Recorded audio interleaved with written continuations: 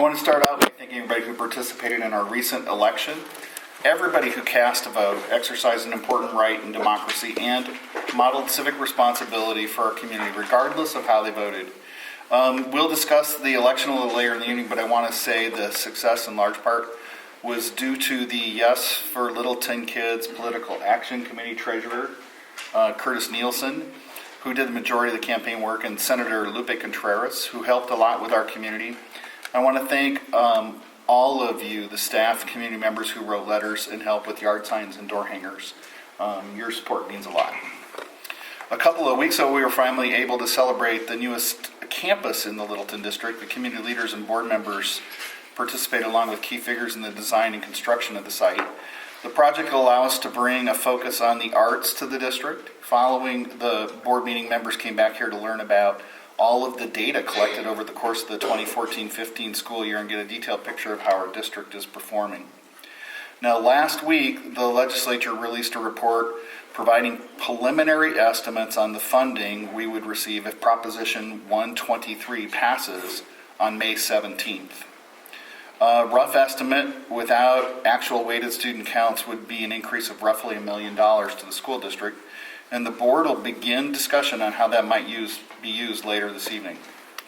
The first edition of this year's Littleton Link was sent out electronically in October to over 2,500 staff, parent, board member email addresses. Plus, another 100 or so copies were printed in English and Spanish and distributed to offices across the district. Mrs. Garrison's worked with the Communications Committee to develop these distribution strategies and promote our reach while reducing our costs and going green. According to the Vision 2025 report from the Center of the Future of Arizona, closing the achievement gap between students of different ethnic and socioeconomic populations is one of Arizona's greatest challenges. It reports that 25% of all students 5 to 17 years old live in poverty, and they're often disadvantaged compared to other children because they start school less prepared and don't have the level of parental advocacy needed to catch up. According to the report, at this time in our state's history, poverty predicts the level of education students will achieve, and all that means in terms of lifelong earnings and economic security, end quote.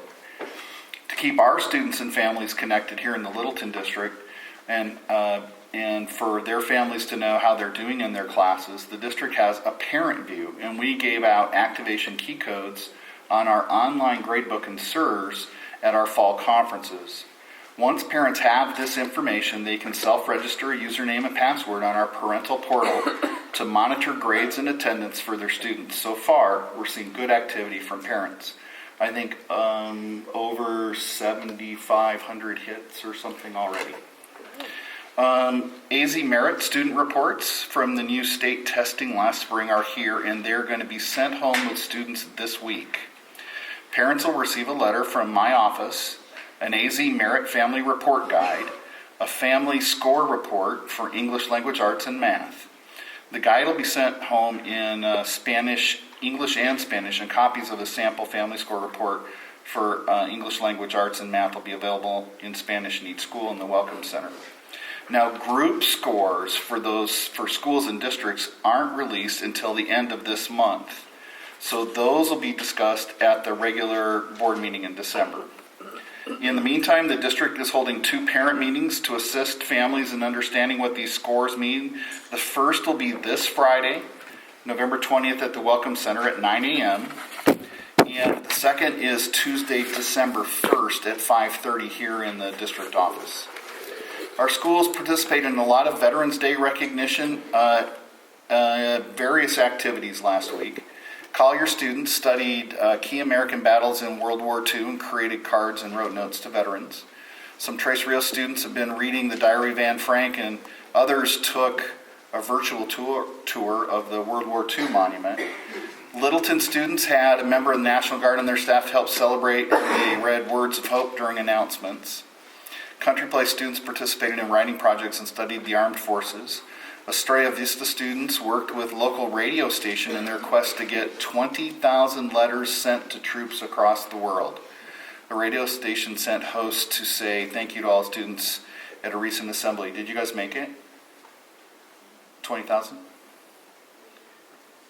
No? No? Close? No, we were donating towards the cause of 20,000. Oh, you were contributing. Okay, I didn't know how you were going to get 20,000 letters. And Quinton students wrote to veterans thanking them for ensuring we have the freedom to pursue our dreams. Now, Quinton students and staff also had a visit from Congressman Grijalva, who represents our area. The congressman held question and answer session with their 7th and 8th grade students. The students asked some pretty powerful questions about his thoughts on building the fence, illegal immigration, and the Black Lives Matter movement. They also asked why schools are underfunded and how to become more involved in politics. That's a good sign, Quentin. The students learned a lot and had a great time. I'm happy to report Ms. Thelma Whitbeck, Littleton's transportation supervisor, has been requested to sit on the City of Avondale Transportation Safety Program Committee. It's a great honor to have the district, as we're the only district represented on that committee. The purpose of the safety program is to establish citywide vision, goals, objectives, strategies, and performance measures for transportation safety. Stakeholders begin meeting, I think now through May, and we look forward to her contributions. Okay, the basketball season came to an end November 2nd when Estrella Vista won the girls' championship and Collier won the boys' championship. Nearly 160 boys and girls participated this season. Our athletes showed great improvement throughout the season. Next up for sports is football and volleyball. Our coaches and athletes are ready and practicing and competing. So good luck to all of them. In closing, I'd like to express our appreciation to Celine Sacedo for office supplies donated to Country Place, to Anna Cruz and Lourdes Lopez with Country Place PTA for funds donated for 3rd and 6th grade field trips, and to Ellen Canal for supplies donated to college. That's all I have.